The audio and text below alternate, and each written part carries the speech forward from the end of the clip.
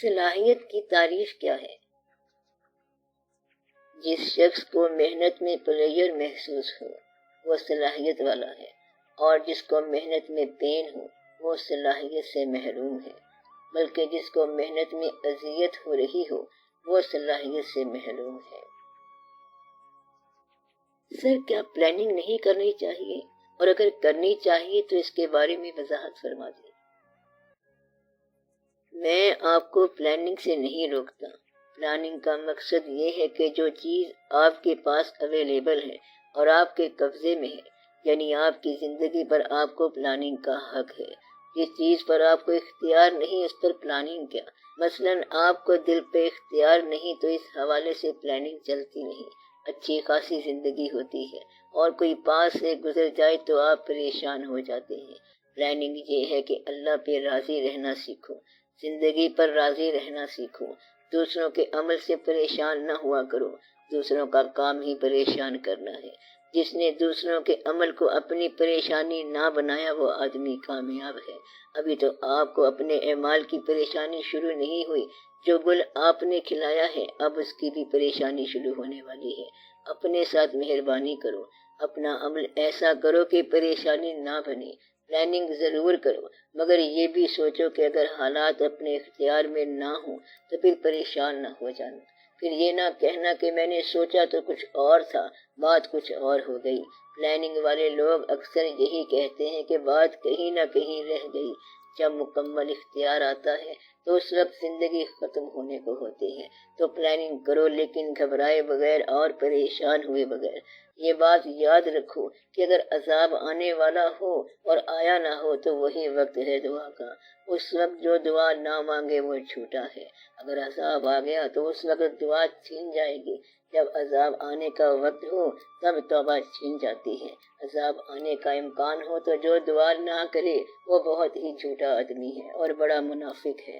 عذاب چونکہ اللہ کی گرفت کا نام ہے، اور جو شخص معافی نہ مانگے تو سمجھو کہ بہت ہی باغی انسان ہے۔ ہمیں تو ابھی تک کسی عذاب کے آنے کا اندیشہ نہیں ہے۔ آپ کو یہ اندیشہ کیسے ہو گیا کہ جس کی پلاننگ کا سوچ رہے ہو؟ اللہ کا عذاب اس وقت تک نہیں آتا جب تک عذاب سے ڈرانے والا نہیں آتا۔ یہ اس کی روایت ہے۔ پہلے بشیر و نذیر آتا ہے اور فرماتا ہے کہ اے لوگو، تم نے جو عمل کیے ہیں اس کی وجہ سے عذاب آنے والا ہے، لہذا اپنے اعمال سے نجات پاؤ۔ جب بھی کوئی معاشرہ باغی ہو جائے تو اللہ تعالیٰ کی طرف سے اس پر عذاب آیا کرتا ہے۔ جیسا کہ آپ پڑھتے ہیں کہ اسلام سے پہلے عرب کا معاشرہ بہت خراب تھا اور تباہ ہونا چاہیے تھا، لیکن اللہ نے اللہ والا کام کیا اور اس معاشرے کو تباہ کرنے کی بجائے اس میں حضور پاک صلی اللہ علیہ وآلہ وسلم کو رحمت للعالمین بنا کر بھیج دیا۔ آپ کا معاشرہ بھی اتنا تباہ نہیں ہوا۔ اس کے لیے دعا کرو کہ اللہ تعالیٰ اپنی مہربانی فرمائے، اس کی تھوڑی سی مہربانی سے بھی تمہارا گزارا ہو جائے گا۔ بس تم اپنی ہستی سے زیادہ چھلانگ نہ لگانا اور استعداد سے باہر عمل نہ کرنا، ورنہ ہلاک ہو جاؤ گے۔ اگر شوق ہو پھر بھی عمل نہ کرنا، ورنہ ہلاک ہو جاؤ گے۔ آپ میں شوق بھی نہیں، استعداد بھی نہیں اور عمل کرتے جا رہے ہو۔ آپ میں صرف گھبراہٹ اور شہر کا اندیشہ ہے کہ شہر کیسے چلے گا، اسی طرح چلے گا جس طرح تم سے پہلے چل رہا تھا۔ انڈیا آپ کا دشمن ہے مگر اپنے عذاب میں مبتلا ہے، ان پر ایک وقت آیا ہوا ہے۔ آپ تو پھر بھی آسودہ بیٹھے ہو، وہاں بہت پریشانی ہے۔ آپ گھبرایا نہ کرو۔ کسی کشتی میں ایک آدمی بھی خوش نصیب ہو تو کشتی کو ڈوبنے کا حکم نہیں ہوتا۔ اگر آپ خوش نصیب نہیں ہیں تو آپ کے بچے ضرور خوش نصیب ہوں گے۔ آپ بد نصیبی کی آرزو نہ کیا کرو۔ اگر آپ کو یقین ہوتا کہ ہم تباہ ہونے والے ہیں تو آپ کی نیند اڑ جاتی۔ آپ تو کہتے ہو کہ یہ چلتا رہے اور میرا کاروبار چلتا رہے۔ جلسے میں آنے والے عوام نہیں ہوتے بلکہ سڑک پر کام کرنے والے مزدور عوام ہیں۔ آپ تقریروں میں عوام کا ذکر کرتے ہو اور مزدور آپ کا مکان بناتا جا رہا ہے۔ اب جھوٹ بولنا چھوڑ دیا جائے تو ملک بچ جائے گا۔ ملک جس کا ہے وہ اسے بچا لے گا۔ آپ اپنے دائرہ کار میں انصاف کر لو، گھر والوں کو خوش رکھو، اللہ خوش ہو جائے گا۔ اللہ سے جتنا تعلق ہوگا اتنا ہی انسان کے فرائض بدلتے جائیں گے۔ اللہ کو خوش رکھنے کی پلاننگ ضرور کرو۔ کیا ماننے والے اور چاہنے والے کے فرائض مختلف ہوتے ہیں؟ ماننے والے کے فرائض اور ہیں اور چاہنے والے کے فرائض اور ہیں۔ اگر آپ اللہ کو ماننے والے ہیں تو آپ پر زکوٰۃ 2.5% ہے۔ چاہنے والے کے پاس پیسہ ہی نہیں ہوتا کیونکہ وہ بھی اسی کی راہ میں دے چکا ہوتا ہے۔ چاہنے والا اپنی جان نثار کرتا ہے، وہ بیدار رہتا ہے۔ ماننے والے کے لیے نماز، روزہ، حج اور زکوٰۃ ہیں۔ چاہنے والا شہادت کے لیے بیدار رہتا ہے۔ باقی لوگ شہید کے پیچھے ہوتے ہیں اور خود شہید نہیں ہوتے۔ جاننے والا عام آدمی اللہ سے چیزیں حاصل کرتا ہے، مگر چاہنے والا اللہ تعالیٰ کے لیے قربانی دیتا ہے۔ چاہنے والے پر رقت طاری ہو جاتی ہے، آنسو رکتے ہی نہیں۔ چاہنے والا کہتا ہے اس وقت یا تو رات ہے یا آپ کی یاد ہے۔ وہ آدھی رات کو چراغ جلائے گا، یہ اصل میں اس کی نماز کا وقت ہے۔ شوق ایسا فرض ہے جو محبوب کے فرائض کے سوا باقی فرائض حرام کر دیتا ہے۔ عشق پر آتش حلال، عشق پر حاصل حرام۔ چاہنے والا محبوب کے تقرب کے علاوہ کسی فرض کو اپنے لیے نہیں سمجھتا۔ چاہنے والا کربلاؤں سے گزرتا ہے، چاہنے والا اسی کا ہو جاتا ہے۔ چاہنے والا کہیں منصور رحمت اللہ ہوگا، کہیں سرمد رحمت اللہ ہوگا، کہیں صابر رحمت اللہ ہوگا، کہیں فرید رحمت اللہ ہوگا، کہیں خواجہ اجمیری رحمت اللہ ہوگا اور کہیں داتا صاحب رحمت اللہ ہوں گے۔ چاہنے والے کے فرض اور ہیں، ماننے والے کے فرض اور ہیں اور عوام الناس کے فرض اور ہیں۔ یہ شوق کی کہانیاں ہیں۔ شوق نصف شب کو چراغ ضرور جلاتا ہے۔ شوق نہ ہو تو عبادت بھی عبادت نہیں بلکہ سجدہ حرام ہے۔ اگر عشق نہیں ہے تو عشق نہ ہو اگر تیرا میری نماز کا امام۔ میرا قیام بھی حجاب، میرا سجود بھی حجاب۔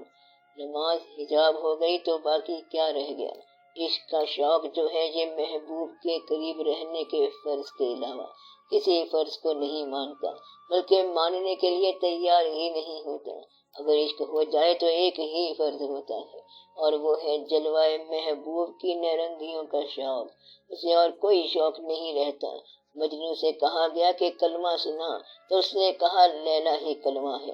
پھر پوچھا گیا کہ دنیا میں کیا دیکھا ہے؟ اس نے کہا لیلا۔ کوئی اور بات دیکھی؟ کہنے لگا کہ صرف لیلا۔ لیلا مجنوں کی کہانی کو امیر خسرو رحمت اللہ نے اور ہی رنگ سے لکھا ہے۔ یہ شوق والوں کی بات ہے اور آپ احتیاط کرنے والے لوگ ہو۔ آپ ایکسیلیٹر بعد میں سوچتے ہو اور بریک پہلے سوچتے ہو۔ آپ کو پتہ نہیں کہ حاصل کیا ہے۔ اصل حاصل وہ زندگی ہے جو ہاتھ سے نکل چکی ہے، یا اصل زندگی وہ ہے جو ابھی آئی ہی نہیں۔ یہ زندگی تو حجاب ہے، یا تو زندگی جا چکی ہے یا زندگی آئی نہیں۔ اصل زندگی وہ ہے جو آپ نے اللہ کی راہ میں خرچ کر دی، وہ آپ کے ساتھ جائے گی۔ جو چیز آپ نے اللہ سے لے کے رکھ لی ہے یہ رکاوٹ بنے گی، بوجھ بنے گی۔ وہ فرائض جن کا تعلق اس دنیا سے اور دنیا کے اندر رہنے کے ساتھ ہے وہ شوق والوں کی دنیا میں حرام ہے۔ شوق کا معنی ہے وہ جذبہ جس پر آپ زندگی نثار کرو۔ شریعت ہر آدمی کی برابر ہے لیکن شوق الگ الگ۔ آپ اپنی زندگی لوگوں کے اوپینین کے مطابق بسر کرنا چھوڑ دو۔ آپ اپنی زندگی دوسروں کے حوالے سے گزارتے ہو اور پریشان ہو جاتے ہو۔ علم اور عمل کی پہچان کرتے جاؤ۔ علم وہ جو عمل میں آ جائے۔ جس چیز کا اظہار کر رہے ہو اگر اس کے عمل کا وقت آ جائے تو پیچھے نہ ہٹنا۔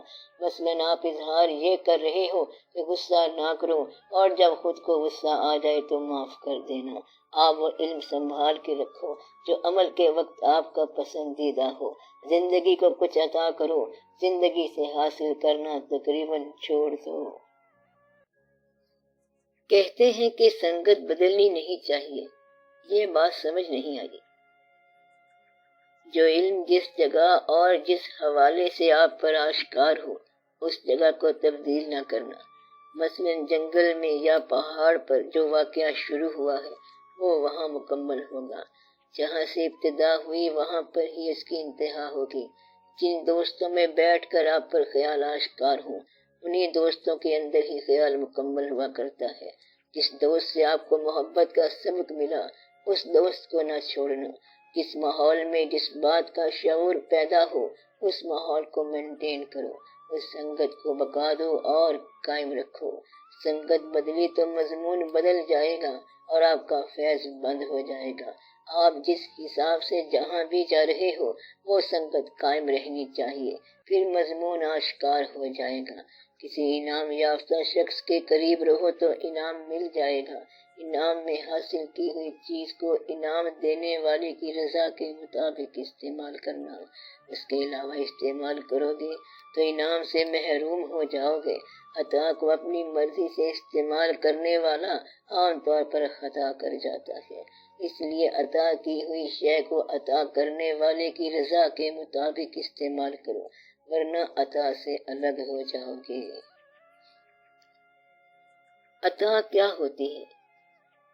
عطا یہ ہوتی ہے کہ آپ کا حق نہیں تھا اور آپ کی پہنچ نہیں تھی، آپ کی رسائی نہیں تھی اور نہ آپ کی اس قسم کی عبادت تھی، مگر اس نے انعام کر دیا۔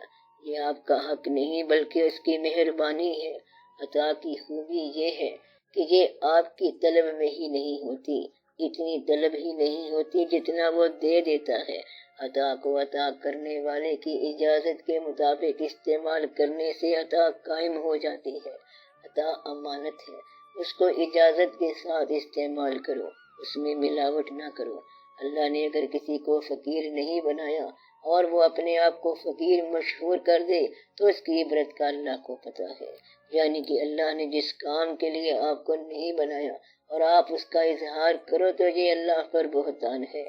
اللہ کے ہاں اس بات پر بڑی گرفت ہے، اگر کسی نے جھوٹا خواب بیان کر دیا تو اس پر اللہ کا عذاب آئے گا۔ ایسا خواب جو دیکھا نہیں اور بیان کر دیا یہ بہتان ہے، آپ پر عرفان بند ہو جائے گا۔ اس طرح انسان عطا سے دور ہو جاتا ہے۔ آپ اللہ کی عطا کا شکر ادا کرو اور چھوٹی چھوٹی باتوں پر عمل کر لو، اپنے گھر کو آسان کر لو۔ جس شخص کا گھر آسان ہو گیا اس کا وجود آسان ہو گیا اور زندگی آسان ہو گئی۔